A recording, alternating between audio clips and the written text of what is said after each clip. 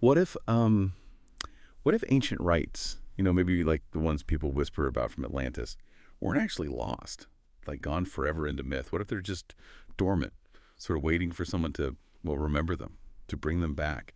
Imagine if that kind of deep, hidden knowledge, those spiritual pathways, imagine they still existed. Accessible? Maybe? If you were really ready to look. Today, that's exactly what we're diving into. We're exploring this really fascinating source. It's called The Companion Rituals of Atlantis. And the description's interesting. It's not just a book. It's called a powerful ritual pocketbook. And it's directly tied to something called the Sacred Atlantean Brotherhood. It sounds like it offers, well, more than just reading material, like a real path. Exactly. And that's kind of our mission here today, right? To peel back the layers on this source. We want to understand its structure, its purpose, and what it really means to be a seeker on this path, as they call it. It's about figuring out how these, well, seemingly ancient rites are presented as something useful, something potent for us now. The text almost suggests it's like this preserved esoteric technology, guarded knowledge, meant to help spiritual growth, not just lost history. Okay, right. So let's get into that structure then, because it sounds pretty key to the whole thing. Uh-huh. The Sacred Atlantean Brotherhood, it operates on this progressive framework for spiritual evolution. The source says it's built on 9 degrees of spiritual evolution. So it's not just flat information. It's like climbing steps, a journey upward. Yeah, ascent is a great way to put it. And what's really interesting isn't just the number 9, but how they're, organized. It's not just 1, 2, 3, all the way to 9. They group them into 3 distinct sacred paths. Each path has its own focus, its own sort of vibe, its own goal. The first one, that's degrees 1 through 3, they call that the initiate path. The source describes it really nicely as the path of awakening. So that's where it all kicks off. Then building on that, you get to degrees 4 through 6. That's the navigator path. And this one is focused on the path of inner guidance. So it suggests moving from just waking up to actively steering yourself, right? Exploring your inner world. And then for the ones who make it all the way, degrees 7 through 9 are the captain path, which they title, pretty grandly, the path of divine command. So like you said, each path isn't just more info. It really deepens how the seeker connects with their own spiritual potential. And what seems really practical about this, maybe even appealing, is that for every single one of these 9 degrees, there's a specific book, a guide called The Companion. So you're not just like thinking about climbing a ladder. You actually get a tool, a specific manual for that stage of growth. It feels very hands-on. Yeah, and that leads to a really core point in the source material. These companion books, they make it very clear they're not just intellectual exercises. The language they use is that they are tools for transformation. It's really emphatic. This isn't about sitting back and reading. It's about, well, active engagement. It's about experiencing the teachings, and through that experience, actually changing yourself. The aim isn't just to know more stuff. It's to become something more. That's a huge difference, isn't it? Knowing versus becoming. And that idea shapes how each companion book is actually put together. They have 2 parts. First, there are the teachings, which, sounds straightforward. It goes into the inner meanings, symbols, and responsibilities for that degree, the theory, the background. But then, and this sounds like where the real action is, there's the ritual. And they describe that as a private or small group practice. And its whole point is to help the initiate experience the teachings, not just learn about them intellectually. It's like the lab work after the lecture, right? You take the ideas and you live them, feel them, let them actually shift things inside you. It's about actively participating in your own, well, evolution. Okay, so let's talk about those first steps then, the initiate degrees, 1, 2, and 3, the path of awakening. This is ground zero for anyone drawn to this Sacred Atlantean Brotherhood, where you start. And apparently, right from the get-go, it's full of really powerful symbols. What kind of awakening are we actually talking about here? Well, the source is pretty clear that the tools, the symbols for these first degrees, they come straight from the very forces of nature, which makes sense, right? It grounds these big spiritual ideas and things we all kind of universally experience, gives them weight. This initial awakening, it seems to be about reconnecting with some basic truths about existence, about where you fit in. For instance, they use the ocean. And that represents, well, nothing less than the cosmic source, being itself. Now, imagine using that in a ritual. It's meant to give you this feeling of endlessness, ultimate beginning, a sense of unity. Then you have the wave, which symbolizes the realm of thought and becoming. So if the ocean's the source, the wave is like how things happen, how energy and ideas take form, manifestation.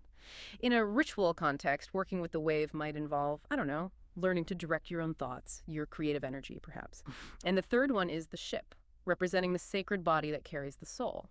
It's not just seeing the body as a machine, but as this holy vessel built for the journey. So a ritual for the ship might be about grounding, respecting your body, seeing its role in your soul's whole trip. They're really potent images, chosen to hit deep and kind of realign how you see things. What's really surprising, though, about these first 3 books, Ocean, Wave, Ship, is that they're apparently accessible. It sort of goes against the grain of a lot of these mystery schools, right? Which usually super secretive from day one, but the source actually says these first 3 are available to the public. It makes you wonder why. Why be open at the start? It is interesting, isn't it? A bit unusual, and they apparently have a very clear reason. They state this core belief that all sincere seekers deserve access to foundational truth.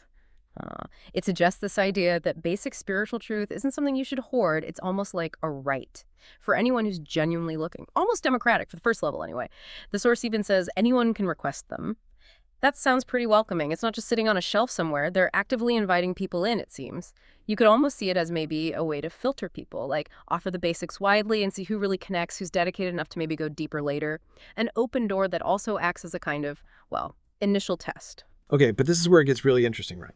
Because while those first 3 companions are open, the next 6 are completely different. The Navigator and Captain books are only for members. Full stop. So that immediately begs the question, why the sudden lockdown? Why the shift to being so guarded? What's in those later teachings that's so potent, maybe? That needs that level of commitment and secrecy. Yeah, that's the big question. And the way they frame the restriction is very much about protection. Protecting the teachings, yes, but also protecting the people using them. If you look at the Navigator degrees, numbers 4 to 6, the path of inner guidance, that's apparently where the work of command begins. Not bossing others around, but command of yourself.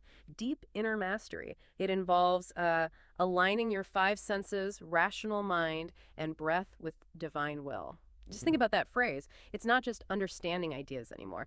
It's actively directing your whole self, how you perceive, how you think, even your breath, your life force, to be in sync with something higher.